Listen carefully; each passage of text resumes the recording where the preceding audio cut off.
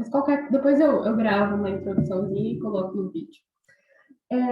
O substantivo, ele pode ser classificado em simples ou composto. Peraí, deixa eu só ver se tem no chat. Meu Deus, é verdade, esqueci.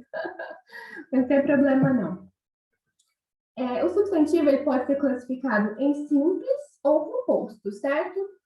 O substantivo simples, ele é formado por uma só palavra, um só radical, igual eu falei para vocês. Por exemplo, roupa, pé, sol, por exemplo. Agora, o composto.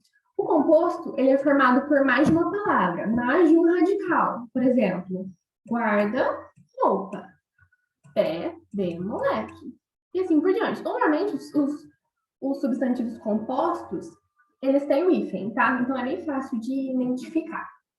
E o substantivo coletivo, né, pessoal? Que ele indica agrupamento, ajuntamento de elementos. Isso lembra, a gente estudou isso há muito tempo, eu não lembro de ter revisto isso no meu ensino médio. Mas é alcateia, que é o coletivo de lobos, né? Nuvem, que é de insetos, molho, que é de chave, enxame, que é de abelha, multidão, que é de pessoas, ou população, né? Pode ser de pessoas também, matilha, que é de cachorros, e enfim, vários outros, né? Que eu não me recordo agora. Deixa eu lembrar, não sabe isso? Pessoal, se tiver alguma dúvida, por favor, tá? Não sei se tá dando para entender muito bem. No começo da aula, eu falei para vocês que o substantivo é uma classe gramatical variável. Significa isso? Que ele sofre flexão. Flexão nada mais é do que uma mudança que acontece na estrutura da palavra de acordo com a situação que ela é utilizada. Por exemplo, a flexão substantivo pode ser em número.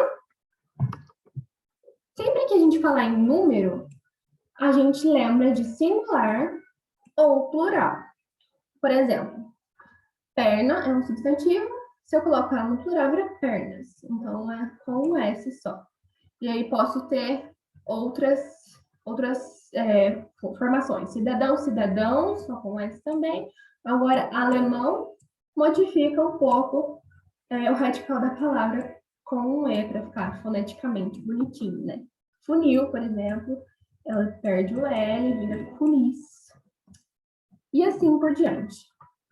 A flexão em grau, sempre que a gente pensa em grau, a gente pensa em aumento ou diminuição. Aumentativo e diminutivo, para ser mais exata. Então, a gente tem dois exemplos de palavras que eu trouxe para vocês. Por exemplo, homem e boca. São grau normal, que não está em aumento ou diminuição. O diminutivo fica homenzinho ou boquinha. O diminutivo sintético. Sintético, pessoal, o diminutivo sintético, ele é uma palavra esquisita. Vocês vão lembrar disso porque é uma palavra esquisita. Por exemplo, boca não tem diminutivo sintético, que eu pesquisei. Mas homem tem, e é homúnculo. Não é anão, tá, pessoal? Anão é outro radical. Mas é homúnculo, sim, homem pequeno. E diminutivo analítico. Tudo que é analítico, vocês vão lembrar que é só colocar a palavra de diminuição ou de aumento na frente da palavra. Por exemplo, homem pequeno, boca pequena. Isso significa o diminutivo analítico. E a mesma coisa acontece com o aumentativo. O aumentativo sintético, como eu disse para vocês, é uma palavra esquisita, como homenzão, bocarra. Eu não coloquei aqui o aumentativo normal, que é homenzão e bocona, ou bocão. Acho que é bocão, na verdade. E o aumentativo analítico, como eu disse para vocês, é só colocar a palavra na frente, que é homem grande, boca grande. Tudo certo até aqui, pessoal? Tô indo muito rápido?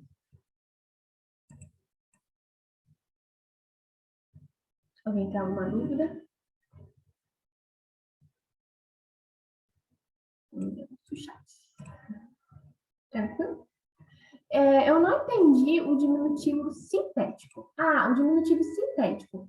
Então, quem mandou? Espera aí, deixa eu ver. Só ver se o nome que eu gosto de... Fernanda. Fernanda, o diminutivo sintético não são todas as palavras que tem, certo? Aqui eu dei um exemplo da palavra homem. Como eu disse para vocês, ele pode ter um diminutivo normal, que é o sufixo inho ou inha, que seria homenzinho ou homenzinha.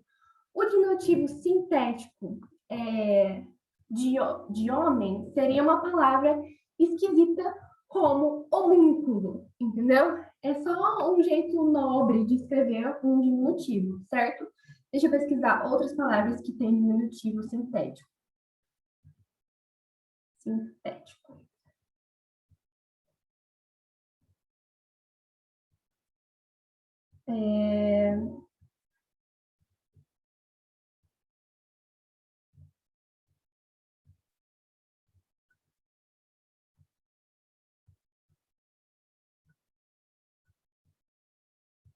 Deixa eu ver, gente. Ai, meu celular tá ruim. Eu vou mandar aqui, eu vou procurar e mando lá no grupo para você, tá? Eu fiquei bugada porque homem tem feminino. Eu coloquei homenzinho? Ah, não.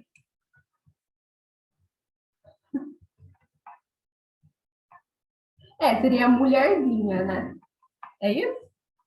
É essa a dúvida? Tudo certo? Ah, tá. Fechou, então. Deixa eu só procurar. Ah, aqui, ó. Chuva, por exemplo. O diminutivo sintético de chuva é chuvisco e não chuvinha. Chuvinha é o diminutivo normal, que é só colocar o sufixo inha. E o diminutivo sintético é chuvisco, certo? Lembra que eu falei que muda um pouco o sufixo da palavra? Legal, né? Gostei. Ah, sim. Que bom, faz sentido. Fez, né? Mais alguma dúvida? Pode mandar, tá, gente? A gente tá com a internet aqui, descobre junto. Sintético, complicar a palavra pequena ou grande. Exatamente. A flexão dos substantivos em gênero. Quando a gente pensa em gênero, a gente pensa em feminino e masculino, certo? Lembra, gênero, a gente fala muito em gênero, né, na sociedade agora. O português, pessoal, a gente não pode julgá-lo, tá? Que ele ainda é heteronormativo, enfim. Mas, assim, no português, algumas palavras elas têm feminino e o masculino. Isso não entra no mérito do pronome neutro, enfim. Depois a gente pode até marcar uma aula sobre isso. Ele pode ser biforme. O que significa isso? Duas formas diferentes para a colocação do gênero. Então, eu tenho um radical e aí eu vou mudar a última letra para o A, enfim. Por exemplo, eu tenho menino e eu tenho menina. Professor, professora. Garçom, garçonete. Gato, gata. Ou seja, eu tenho duas formas dessas palavras, uma para o masculino e uma para o feminino, certo? Não sei se vocês estão vendo essa ferramenta, acho que não.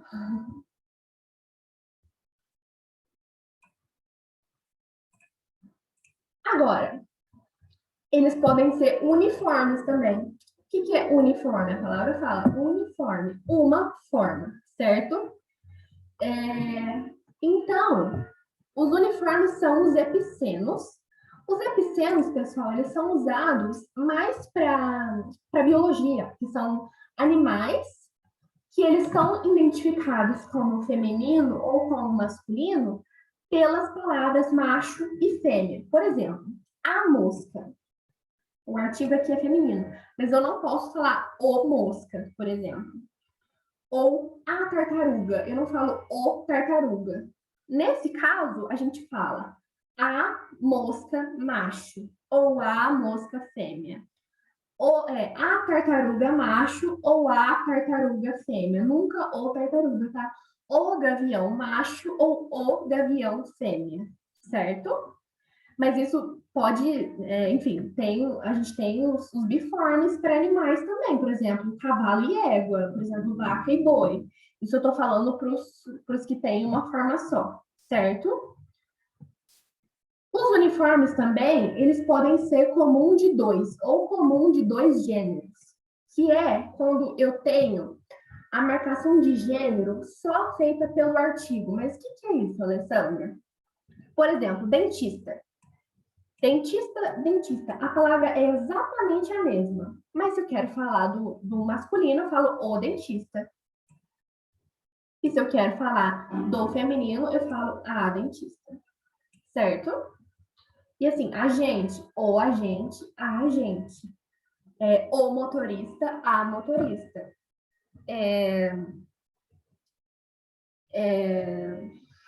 Não sei. O frentista, a frentista. E assim por diante. Acho que eu estou pensando mais em profissões, mas é o que eu acho que é o que mais tem. Tem uma dúvida? O soldado, a soldado. Exatamente. Eu queria falar para vocês. Eu vou terminar o sobrecomum, depois eu vou voltar lá nos biformes, que tem uma pegadinha ali, ó. O sobrecomum é quando eu não mudo nem o artigo que acompanha, ou seja, não vou ter o e a. É uma palavra e um artigo exatamente da mesma forma, tanto para o masculino quanto para o feminino. E isso vai depender da interpretação do leitor, certo? A vítima, eu não falo o vítima, por exemplo. A vítima se refere tanto a um homem quanto a uma mulher. A criança, eu não falo o criança. A testemunha, eu não falo o testemunha. O indivíduo, por exemplo, eu não falo a indivíduo, certo? Deixa eu ver se tem alguma dúvida no chat. Nossa, a língua é difícil, mas continua sendo interessante, impressionante. Exatamente. É verdade, pessoal. Não é difícil de aprender, não. É só tentar entender e não pensar em decorar, não. Entender. Eu queria voltar aqui, ó, nos biformes para fazer uma observação para vocês, principalmente para quem for escrever por algum, se for um tema que tem a ver com essas palavras na redação, tá? A gente tem imperador, mas o feminino é imperatriz, tá? A gente tem poeta, por exemplo, mas o feminino é poetisa, certo?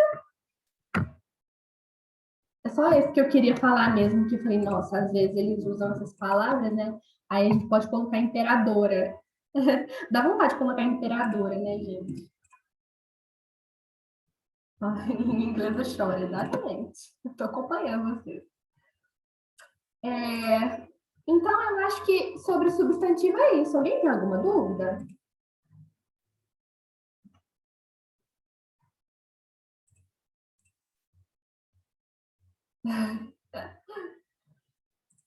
Certinho, então. Agora a gente entra nos artigos. Artigos, eu até falei para vocês já nas outras, nos slides anteriores, já comentei dos artigos, que é aquela palavra que fica antes do substantivo. E ele tem a seguinte função: determinar ou indeterminar um substantivo. Determinar, pessoal, é papel do artigo definido. O artigo definido, ele fala que eu conheço o substantivo.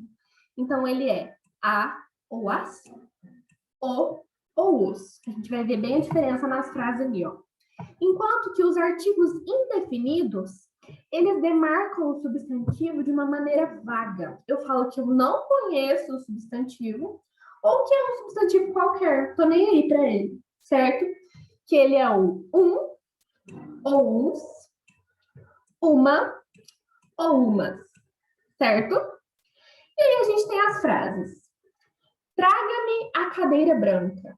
A cadeira branca. aquela cadeira branca. Eu conheço a minha cadeira. E se alguém fala, traga-me uma cadeira branca, uma qualquer, tanto faz, certo? É indefinido, qualquer cadeira na sua escolha.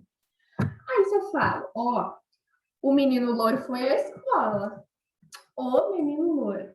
A gente sabe quem é esse menino loiro, né? E se eu falo, o menino loiro foi na escola? Um menino loiro foi à escola. Um qualquer. Entre tantos meninos loiros que podem ter na escola. Certo? Deixa eu ver se tem alguma dúvida. Muda muito, né? Exatamente. Deixa eu pensar. Se eu falo assim, amiga, compra aquele chocolate que eu gosto, compra compra o chocolate. Ela vai lá e pega aquele chocolate que eu gosto. Amiga, me dá um chocolate. Um chocolate é qualquer, pode ser branco, preto, amargo, enfim.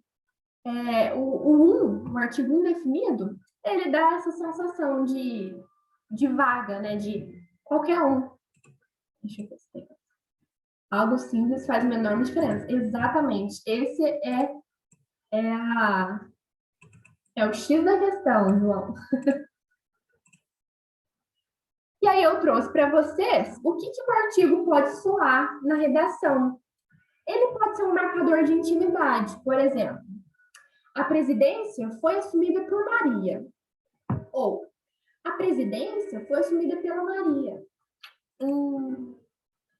Aqui o por, ele tá sem artigo, tá? É uma preposição. E agora, se eu falo pela, ai, eu conheço essa Maria, hein? A gente é amiga íntima. Porque o a tá aqui. Isso se chama contração, a gente vai aprender. Contração é uma preposição com um artigo.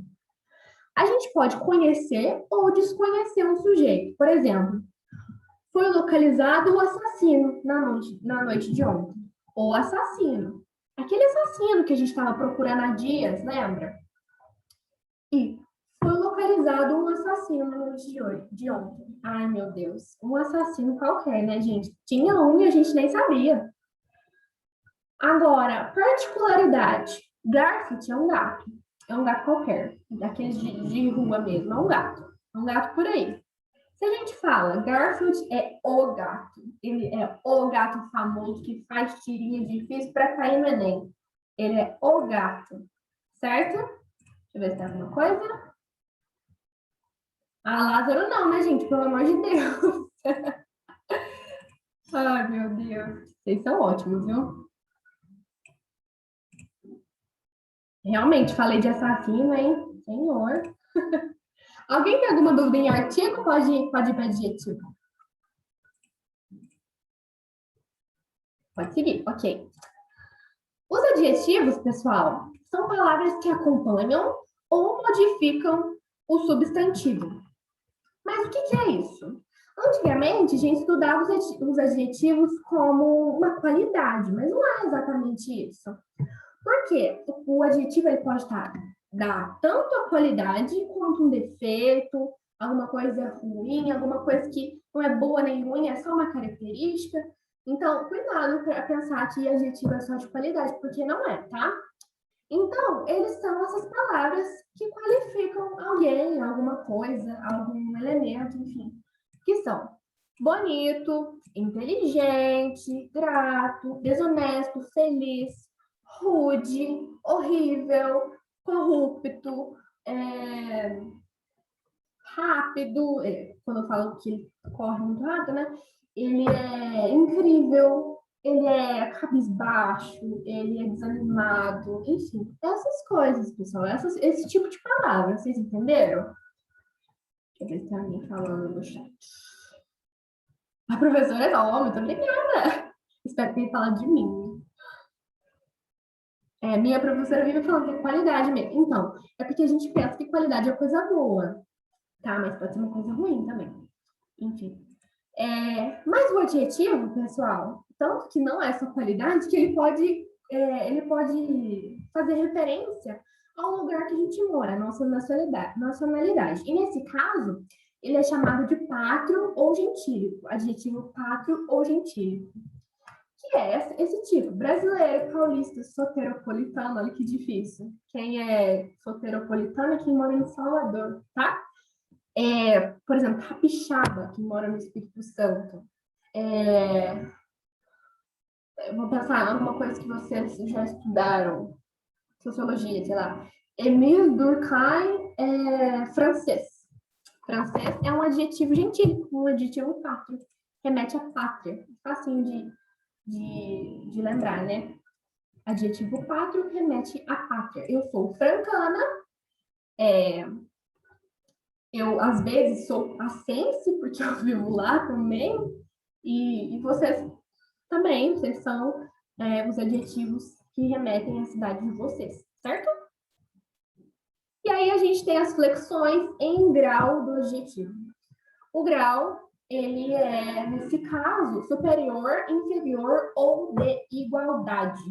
Então, é bem fácil de entender. Ó. Um adjetivo de igualdade é quando ele vem acompanhado por expressões assim, ó, tão quanto, tão como. João é tão estudioso como José. João é mais ou menos estudioso que José. Isso aqui mais é de superioridade, menos é de inferioridade. Bem intuitivo, bem fácil, né, pessoal?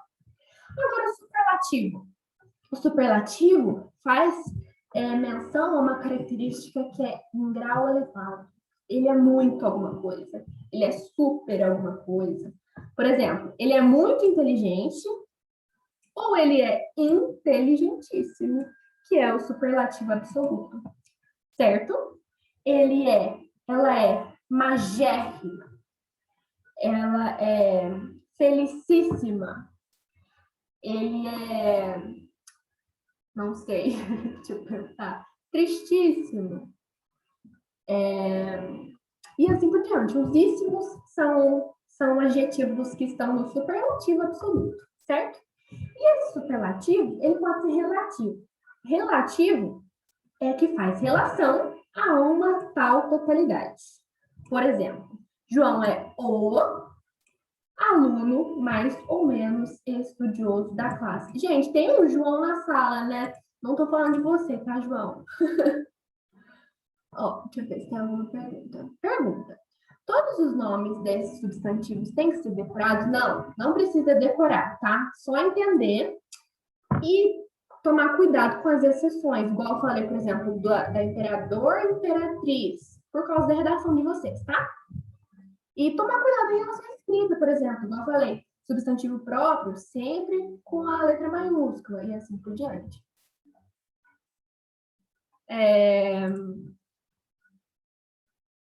E para fala também, né, gente? A gente não vai falar o tartaruga. Ali, pode ser carinhoso, né? Se eu tiver uma tartaruga e ele for macho, eu vou chamar ele de o tartaruga, tô nem aí. Mas é a tartaruga macho. Mas sobre os adjetivos, é bem fácil. O superlativo, igual eu falei, ó. João é o aluno mais ou menos estudioso da classe. Esse da classe é uma totalidade. Eu posso falar que, tipo, sou São Paulino, então eu vou falar, São Paulo é o melhor time do Brasil, entendeu? É uma totalidade por aí. Certo? Sobre adjetivo, eu acho que é isso. Ah, nós temos a locução adjetiva, bem lembrado, que é, pessoal, a expressão formada por uma preposição e um substantivo. A gente não estudou o que é preposição ainda, mas ela está nas nossas próximas aulas, tá? Mas é um elemento de conexão. Normalmente é a preposição de, com ou sobre. Nossa, eu estou escrevendo tudo errado. Sobre. Acho que está certo. E normalmente essa expressão preposição com substantivo, ela tem o valor de um único adjetivo. Ela pode ser substituída por um único adjetivo, se ele existir. Por exemplo, exemplos que eu trouxe para vocês. Esta planta é da terra.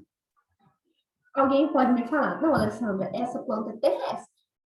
Ok, ótimo. Você fala, olha, gente, aquela Vitória Regia ali é uma planta da água. Aí fala, não, ela é aquática.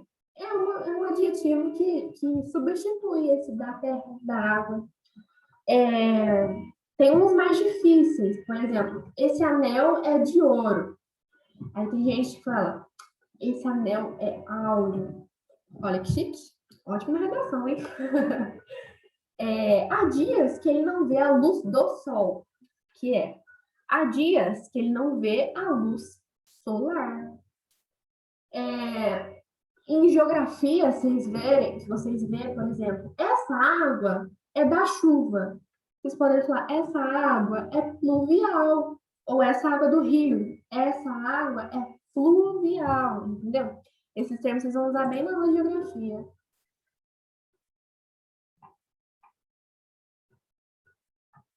Deixa eu ver se tem alguma dúvida.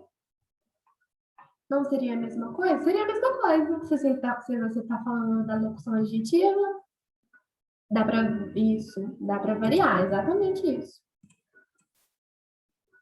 E é isso sobre locução adjetiva, pessoal.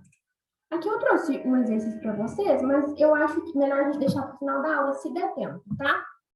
Então, depois a gente volta. Vocês vão ler a resposta. Que saco! Fiz que vocês não viram. Mas, enfim, a gente precisa só ver um conceito bem rapidinho de interpretação de texto, que ele tem caído muito nos últimos anos, não só no Enem, tá, pessoal? Quem for prestar universidade particular, ou as paulistas, ou as sulistas, não sei se tem alguém do sul aqui, acho que é tudo Minas, né? Mas é o seguinte, são dois conceitos bem basiquinhos, que é polissemia e ambiguidade. Polissemia, olha, tem um prefixo poli. Poli significa muito, semia significa sentido. Então, polissemia é um fenômeno linguístico no qual palavras preservam sua classe gramatical. Ignora essa parte, gente. Mas são palavras que possuem significados múltiplos. É essa a essência da polissemia, é isso que vocês precisam saber. Significados múltiplos. Por exemplo, um exemplo que eu trouxe para vocês. A natureza sofre com queimadas criminosas. Natureza, nesse caso, é aquele conjunto de fauna e flora, de animais com plantas, enfim, é essa natureza que eu estou falando. Mas se eu falo, ninguém pode explicar a natureza humana. Eu não estou falando que tem planta dentro de mim, nem animal dentro de mim, tá, gente?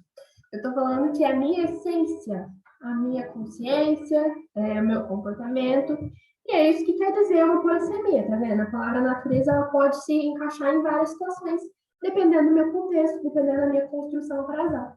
Bem fácil, né? E a ambiguidade? A ambiguidade é que não necessariamente tem um múltiplo sentido de uma palavra, mas é que ela dá margem para muitas interpretações. Acaba sendo uma polissemia, de certa forma. Ambiguidade no Enem é aquele duplo sentido, sabe? Que eles pedem bastante naqueles exercícios que tem uma tirinha do Calvin, da Mafalda. A gente vai ver na nossa aula de histórias em quadrinhos que eles gostam muito de pedir esse tipo de exercício. Então, a ambiguidade são múltiplas interpretações de uma palavra ou de uma frase. Ambiguidade lexical ou sintática. Não se preocupem com isso, não. E ela vai direcionar a interpretação para um lado ou para o outro, ou vai deixar tudo muito confuso. Quer dizer, vamos ver. A poesia, a música do Chico Buarque, a banda. O homem sério que contava dinheiro parou. 1, 2, 3 reais, por exemplo. O faroleiro que contava vantagem parou. Que eu não vou contar 1, 2, 3 vantagens, por exemplo. Contar vantagem, pensar que eu tenho vantagem. A namorada que contava as estrelas, que é 1, 2, 3 estrelas, exatamente. Deixa eu ver.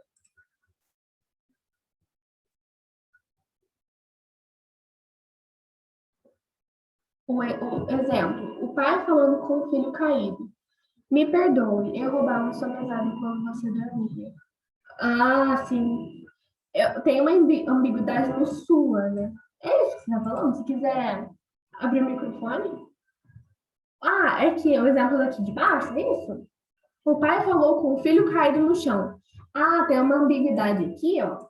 que é, eu não sei quem está caído, se é o filho ou se é o pai. O pai falou com o filho caído, meu pai está lá caído, ele está falando com o filho, né? Ou o filho está caído, tipo, o pai falou com o filho caído, entendeu? Então, o pai estava falando com o filho que estava caído. Entendeu? Exato. Isso é isso, então, Fernanda. É essa ambiguidade. Mas o sua, ele é uma palavra que traz ambiguidade.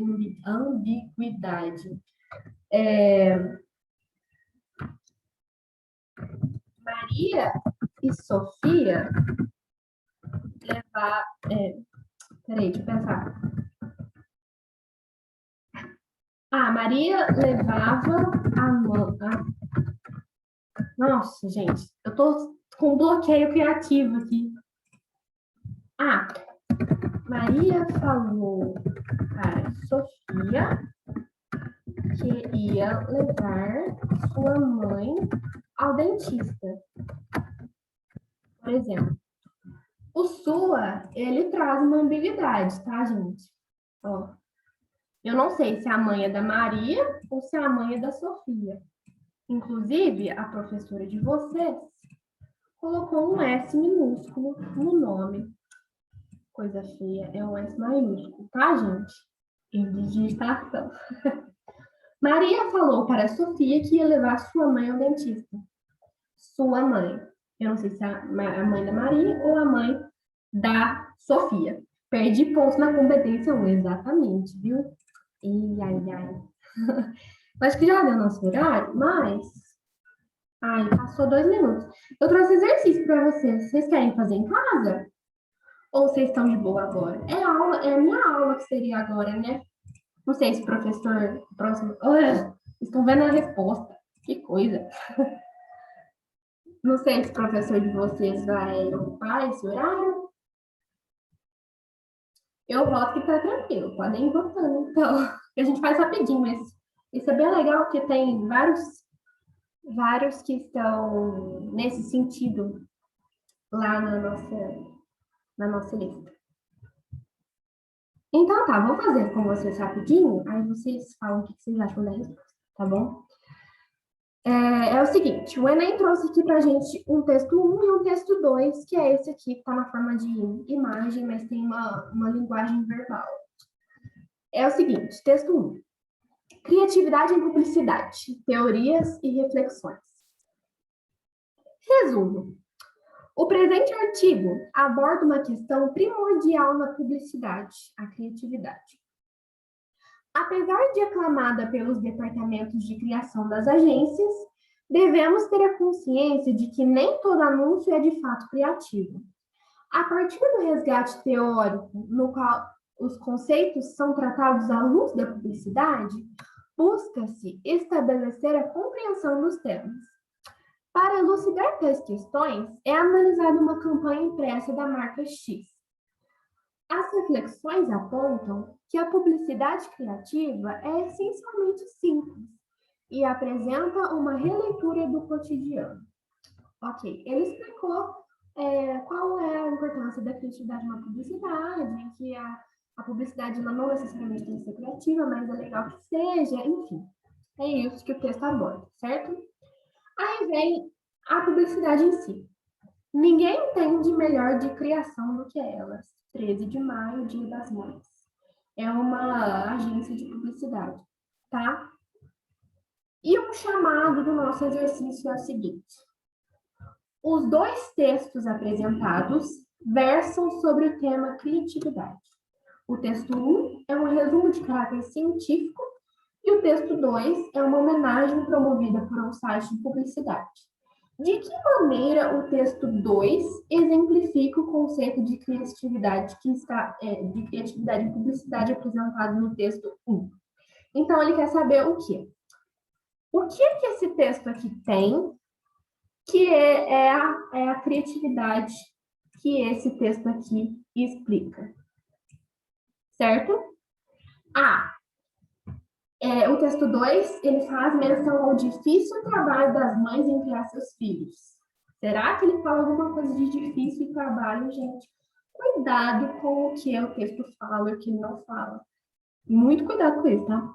B. Ele promove uma leitura simplista do papel materno em seu trabalho de criar filhos. Ele está falando aqui nessa alternativa, que criar filhos é uma tarefa simples, certo? C. Explorando a polissemia do termo criação, será? D. Recorrendo a uma estrutura linguística simples. Ou E. Utilização, ele utiliza recursos gráficos diversificados. Recursos gráficos, que é... Recurso gráfico seria um design ali, uma arte, um desenho, enfim. Vamos ver o que vocês estão respondendo para mim no chat. Letra C, eu acho. Será que é letra C? Será que é justamente o conceito que eu dei na aula para vocês? Muito bem, gente. Não sei. Vou contar que vocês não viram a resposta antes, porque a professora é lerda e deixou passar, mas é a letra C, sim, tá? Parabéns.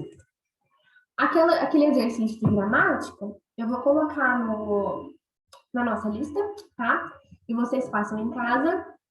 E ele é tranquilo, acho que vocês não vão ter dúvida, não. Ele é sobre colocar a letra maiúscula no substantivo próprio ou não colocar, não sei o que foi ensinado para vocês. Então é essa a nossa aula de hoje. Alguém tem alguma dúvida? Vou parar aqui.